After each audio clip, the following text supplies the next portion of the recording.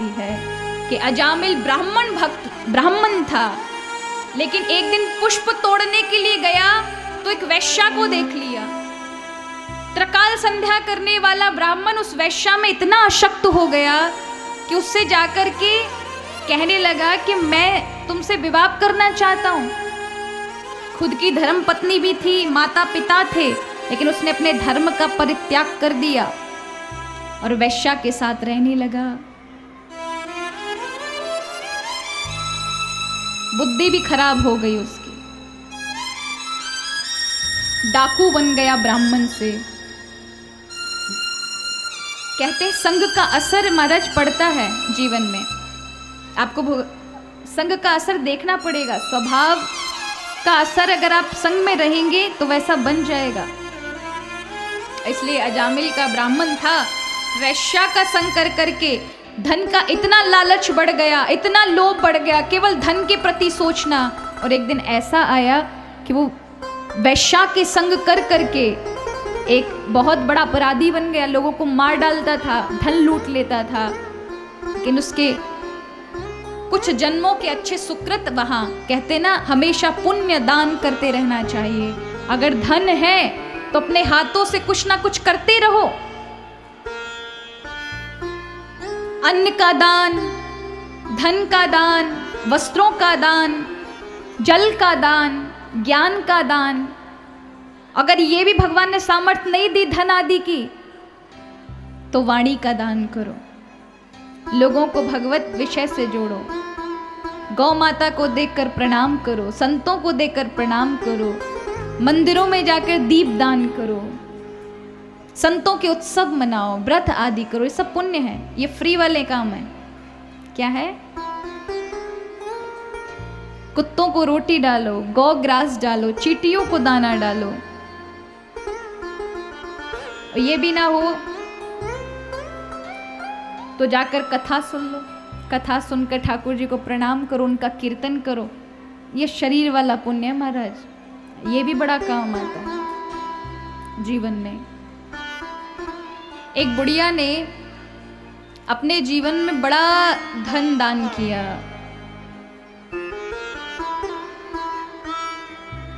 खूब सारा धन दिया,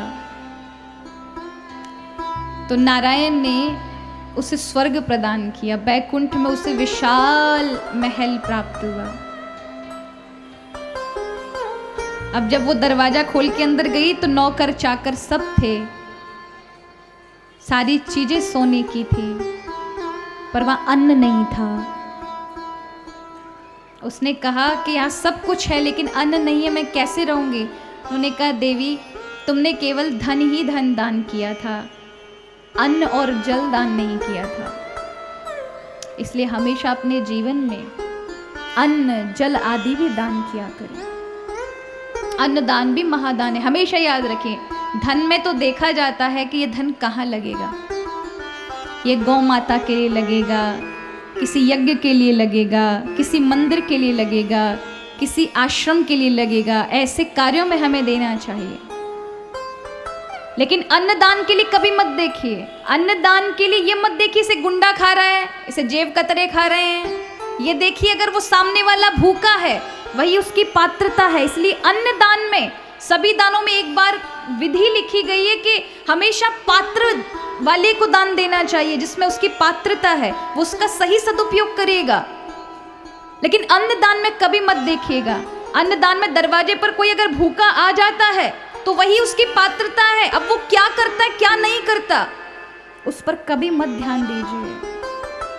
अगर आपने वहां ध्यान दे दिया तो आपका दान नहीं लगेगा, क्योंकि भूखा है वही उसकी पात्रता है और वही दान है। धन में, अन्न में, अन्य किसी चीज में तो दान का पात्र देखा जाता है, लेकिन अन्न में नहीं देखा जाता। अन्न अवश्य भूखों को दो। घर में अतिथि आ जाए तो अतिथि को खिलाओ, कोई संत आ जाए तो संत को खिलाओ। दरवाजे पर कोई आटे के लिए खड़ा हो जाए ना तो भगाए मत। आप जैसा ही दानी था वो लौटा दिया महाराज किसी को, तो आज भिखारी बनना पड़ा है, मांगना पड़ रहा है। आप भी उसी जगह लाइन में लग जाओगे मना करते में। देने की भावना बढ़ाएं, देना सीखेंगे तो प्रकृति आपको और देगी। आप इस प्रकृति का नियम है जो प्रभु के कहने पर चलती, उस प्रकृति का नियम है, एक अनाज डाला 50 निकलेंगे। उसी तरह से आप एक करेंगे, दिखेगा नहीं बल्कि आपको मिल जाएगा सही समय पर। कैसे सही समय पर अनाज मिल जाता है आपको। इसलिए दान का विषय कब काम आ जाए, इसलिए हमें करते रहना चाहिए। और आज अजामिल का पुण्य किए हुए दान पूर्व के फलीभूत हुए कि एक संत का आगमन हो गया और वो अंधेरे में भटकते भटकते इसके आंगन तक पहुंच गए। सोचा किसी का घर है, दरवाजा खटखटाए, रात्रि हो गई है, कुछ खाने पीने को मिल जाए, भोजन मिल जाए, प्रसादी मिल जाए। दरवाजा खोला तो अजामिल ने खोला संत को देख करके, और कहते हैं कि जब प्रभु कृपा करते हैं ना तो संत के प्रति श्रद्धा जाग जाती है। नहीं तो जब कृपा नहीं होती भगवान की, तब संत समक्ष होंगे तब भी आपके अंदर श्रद्धा सद्भाव नहीं जागेगी, आपको वो सामान्य ही लगेगा। लेकिन प्रभु की कृपा, आज उसका कल्याण करना था, उसने दरवाजा खोला। निष्ठुर था ये अजामिल, इसको दया नहीं आती थी, लेकिन संत वेश को समक्ष देखा, ऐसा प्रभाव पड़ा कि कुछ क्षण के लिए भूल गया कि वो अपराधी है। उसे लगा एक समय ऐसा था कि ऐसे वैराग्य में मेरा भी जीवन था, मैं भी ऐसे ही त्रिकाल संध्या और भजन करने वाला ब्रह्मचारी, नैष्ठिक ब्रह्मचारी था। विवाह करने के बाद भी मैं घर नहीं गया, गुरुकुल आश्रम में रहा, पर आज मैं अपराधी बन गया। उसका सर श्रद्धा से झुक गया। महात्मा जी, संत ने पूछा ये वैष्णव का घर है? झूठ बोल दिया, हाँ ये वैष्णव का घर है। बताया नहीं कि वैश्या का घर है, कि अपराधी का घर है। अब संत रुके, भोजन प्रसादी लिया, रात्रि में भजन कीर्तन हुआ और उनके साथ संतों ने प्रवचन किया। दूसरे कमरे से बैठकर अजामिल सुनता रहा। सुबह उसे निद्रा, रात में नींद नहीं आई, रोने लगा। सुबह आके चरणों में गिर गया, महाराज मैंने आपसे झूठ कहा, मैं ब्राह्मण था, मैं वैष्णव था, पर अब नहीं हूँ, मैं बड़ा अपराधी हूँ। एक वैश्या का संग करके मैंने अपने जीवन को बिगाड़ लिया महाराज, मैं बहुत हिंसा किए, बहुत अपराध किए हैं।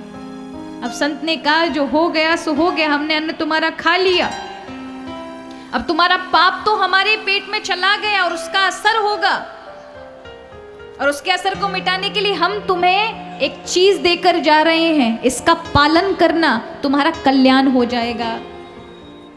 संत ने देखा इसकी वृत्ति भजन की नहीं है, इतना विषयी है कि इसके मुख पर राम नाम का आनंद इसे आएगा ही नहीं, और विषयी को भगवान के नाम का आनंद कभी नहीं आता। प्रभु की कथा नहीं सुहाएगी। जिसको संसार का रंग चढ़ा हुआ है उसे ईश्वरीय रंग नहीं चढ़ सकता है। उसे ईश्वर में आनंद तब आएगा, भगवान की भक्ति और भजन में तब आनंद आएगा यदि कुछ कृपा हरि की शेष उसके जीवन में है। अजामिल की जीवन में आनंद नहीं आ सकता था। संत ने देखा इसका मन भगवान की माला अगर नाम जाप दे भी दिया तो नहीं लगेगा, तो कहा एक काम करो, एक बेटा और उत्पन्न करो। बोले महाराज बहुत वृद्ध अवस्था हो गई, अब बालक नहीं पैदा हो सकते। बोले हमारा आशीर्वाद है, एक बालक पैदा करो और उसका नाम नारायण रखना, बस यही कर लो और कुछ नहीं। वृद्ध अवस्था में अजामिल ने कामना की, संत आशीर्वाद दे गए और उसका बालक हुआ सबसे छोटा, उसका नाम नारायण रख दिया। हमेशा बेटा नारायण ये लाओ, अत्यधिक ज्यादा प्रिय था बेटा नारायण, बेटा नारायण, बेटा नारायण, बेटा नारायण तुम्हारी माँ कहाँ है, बेटा नारायण जल लेके आओ, बेटा नारायण ये करो। नारायण नारायण नारायण नाम लेते लेते उसकी जिह्वा पवित्र हुई या नहीं हुई, लेकिन उसका एक एक नाम हरि तक जा रहा था, क्योंकि वो उस नाम का फल नहीं बल्कि उस संत की कृपा का आशीर्वाद था कि उस विषयी के मुख से प्रभु का नाम भी उस संत के आशीर्वाद दिए हुए नाम के कारण बलशाली हो चुका था, कि वो ले तो रहा था बेटे के लिए लेकिन जा रहा था नारायण के लिए। मृत्यु काल निकट आया, और मृत्यु के समय जो दुख होता है ना, तड़प होती है, वो इसलिए नहीं होती कि उसमें कष्ट होता है, वो इसलिए होती है कि जीवन के बहुत गलत गलत काम किए ना महाराज, फिर याद आते हैं, फिर वो दिन याद आते हैं कि ऐसा किया मैंने, ऐसा किया मैंने, ये सब किया मैंने, उसके साथ बुरा किया, इसका पाप अब ये होगा। वो सब देख रहा होता है तो कपता है, रोता है, गिड़गिड़ाता है, कष्टकारी जीवन के साथ अपने प्राण छोड़ता है। यम के दूत निकालते हैं जबरदस्ती। अब यम के दूत खींचने लगे, ये देखकर भयभीत हो गया, बेटा नारायण नारायण नाम पुकारा। हरि ने तुरंत हरि पार्षदों को भेजा, जाओ। अगर वो सचमुच भगवान का नाम ले रहा होता ना तो हरि गजराज की तरह दौड़ पड़ते, और उसने बेटे में आसक्त होकर लिया था, तो इसका असर था कि हरि ने अपने पार्षदों को भेजा, जाओ कोई मेरा भक्त पुकार रहा है। हरि पार्षद आए, यम के दूतों को डांटा, छोड़ो इसे, इसने भगवान का बड़ा पुण्यशाली नाम लिया है।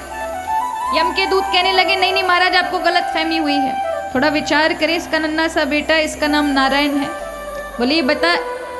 अब यम दूतों से कहने लगे पार्षद, अब ये बताओ कि ये छोटा सा बालक है, इसका नाम नारायण था या हमारे प्रभु का नाम नारायण है? किसका नाम पहले था? बोले प्रभु का नाम है। बोले प्रभु के नाम का असर है ये भाई, इसने जिसका नाम लिया हो, लेकिन इसने अंत समय प्रभु का नाम लिया है, इसलिए छोड़ दो। डांट डपट के भगा दिया। अजामिल ने नाम की महिमा सुनी भैया, बेटे का नाम लिया था तो हरि के पार्षद दर्शन देकर मुझे मृत्यु से छुड़ा गए। यदि मैंने सचमुच हरि का नाम लिया होता तो मेरा बेड़ा पार हो गया होता, मुझे घनघोर नरक मिलेगा। इसलिए प्रभु यदि आप कृपा करके मुझे जीवन दान दे दे तो मैं अपना पूरा जीवन आपके लिए लगाऊंगा। और प्रभु ने जीवन दान दे दिया। वो वहां से ग्रह का त्याग करके सीधे हरिद्वार पहुंच गया। आज भी अजामिल का टीला है हरिद्वार में, वहां जाकर के वो खूब भगवत भजन करता है, नारायण नाम लेता है, इतना भजन करता है कि स्वयं ठाकुर जी उसे लेने के लिए सशरीर पधारते हैं। ऐसा भजन उसने किया। तो भजन करने से जीवन के पाप भी शमन हो जाते हैं, मन शुद्ध हो जाता है, हरि का भजन, हरि का प्रेम प्राप्त होता है, इस जीवन का लक्ष्य प्राप्त होता है।